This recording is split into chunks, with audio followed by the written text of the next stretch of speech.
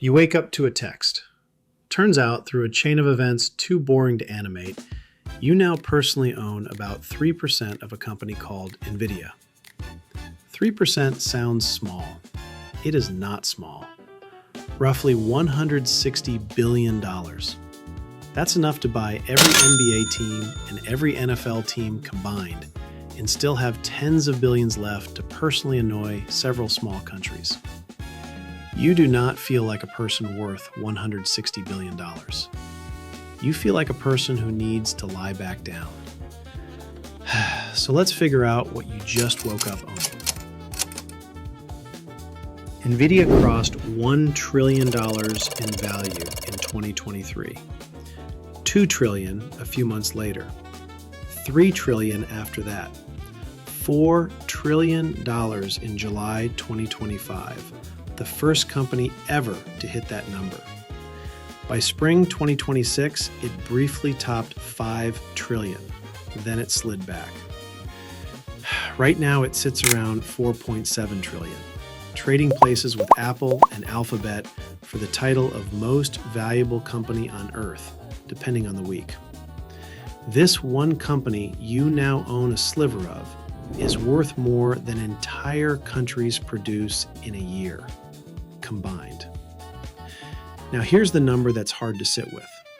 NVIDIA brings in about $590 million a day. After paying for everything, salaries, factories it doesn't even own, lawyers, snacks, it keeps around $320 million of that every single day. That's about $13 million an hour, about $3,700 a second.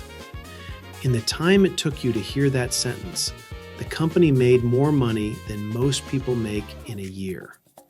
And your personal slice, that $160 billion, isn't just a big number on a screen. It's bigger than the yearly economic output of most countries on Earth.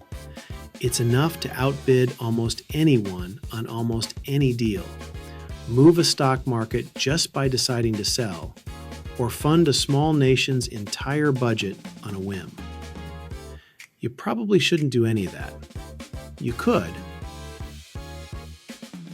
Okay, but what do we even sell? Good first question. The honest answer used to be video game graphics cards, the kind that make explosions look nice. That's still true. Gaming alone is a $16 billion a year business, which would be a massive company on its own almost anywhere else. Here, it's the little brother nobody invited to the meeting.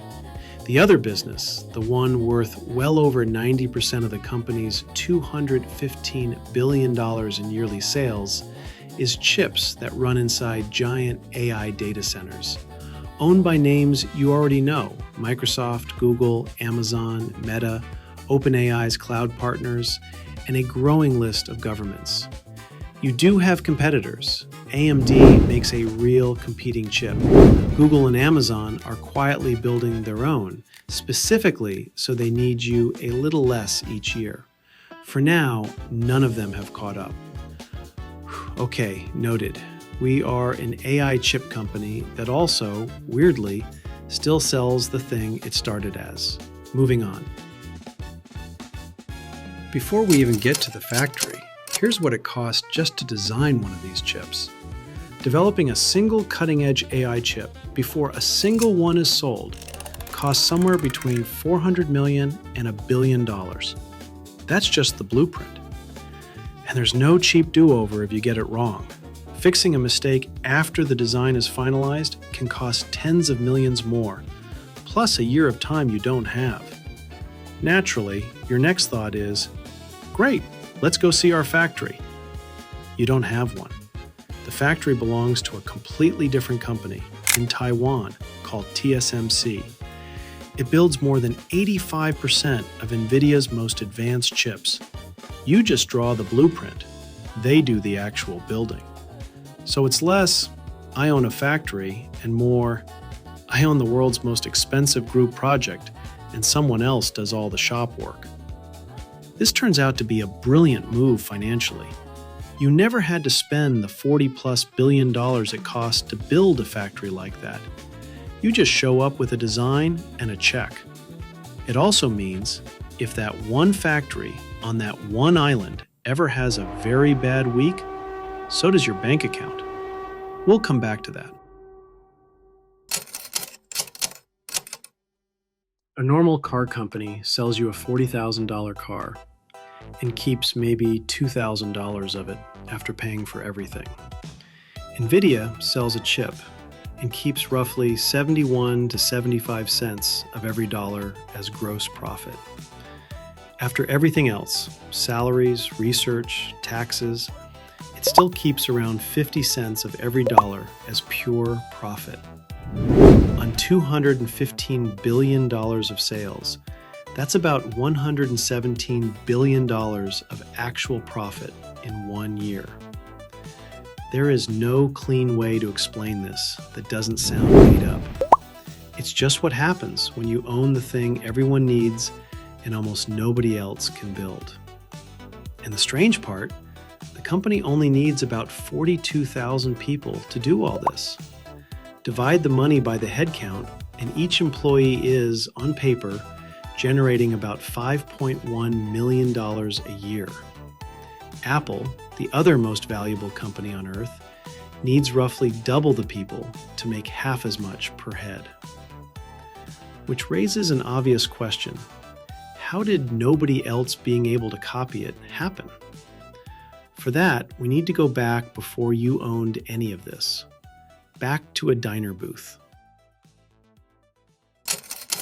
Long before your phone buzzed, 3 engineers sat in a diner and decided to start a company that made chips for video games. They had no office. They almost went broke. Twice. One of their early chips was such a mess that a rival company held it a mock funeral at a trade show, buried a tiny coffin, in public, on purpose. One of those 3 engineers is still running the company today, more than 30 years later, which, in tech years, is basically being immortal. He's the reason any of this exists, and he's the reason you're currently rich in your sleep. You did not build this. You just happen to own a piece of it now, which, frankly, is the best way to own a piece of anything. For 13 years, the plan was simple. Better graphics cards forever. Then, in 2006, the company gave away free software called CUDA that let scientists use those same gaming chips for completely unrelated math, physics, biology. Nobody in gaming cared. It looked like a hobby project.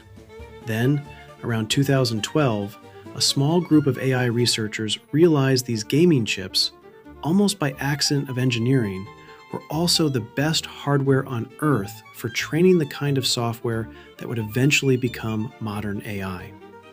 By the time everyone else noticed AI was a big deal, especially after 2022, this company had already spent 6 years quietly perfecting the tools for it. That head start is a big part of why AMD, Google's own chips, and Amazon's own chips are all still playing catch-up today. Being early to a party nobody else wanted to attend turned out to be worth more than being the best dancer at a party everyone already crashed. You did not understand all of that immediately. Nobody does. That's fine. Small twist. There was a third founder. In 2006, he sold his stake and moved on to other things. Totally reasonable decision at the time. Had he held on, that stake would be worth somewhere north of $600 billion today. Somewhere, that man is either completely fine with this or has never once mentioned it to anyone ever. The guy who stayed gave away almost all of his own ownership too, just slower, from over half the company down to about the same slice you woke up with. He just happened to keep his slice of something that kept getting bigger. Everyone gave most of it away. It just depended on when. Here's what could go wrong while you're busy being a billionaire in your pajamas. 1. Your entire product is built in one place, by one company. If that place ever has a bad week, so do you. 2. In 2025, the US government restricted sales of certain chips to China. NVIDIA took a $4.5 billion hit in a single quarter from chips it suddenly couldn't ship. Sometimes a government just decides you can't sell somewhere anymore, and that's the whole conversation. 3.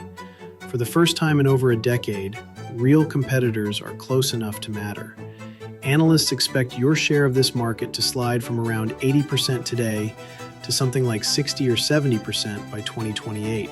Still enormous, just less total control. 4. 2 customers alone make up over a third of all your revenue.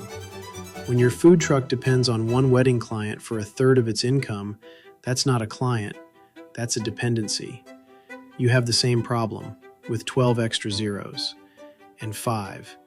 There is an unresolved argument among very smart people about whether the whole AI spending boom is real or a very expensive group hallucination. Nobody actually knows yet. Not them, not you, not your group chat. You'd think owning a chunk of a $4 trillion company means you get some kind of vote. You do not get a vote that matters. You get statements, quarterly ones, with very large numbers on them and no say in what happens next, which might be the most accurate way to describe owning any piece of any giant company. Front row seat, zero say in the show. You don't own a factory. You rent the best one on the planet and never touch a tool. You don't get rich from the chip. You get rich from a piece of free software nobody wanted to build for 6 unglamorous years, and from a business that quietly makes about $3,700 every single second. And you don't actually control anything. You just get to watch very closely from a very expensive seat. Nobody knows which door you're walking through next. Not analysts, not the guy from the diner booth. Certainly not you, lying in bed, holding a phone.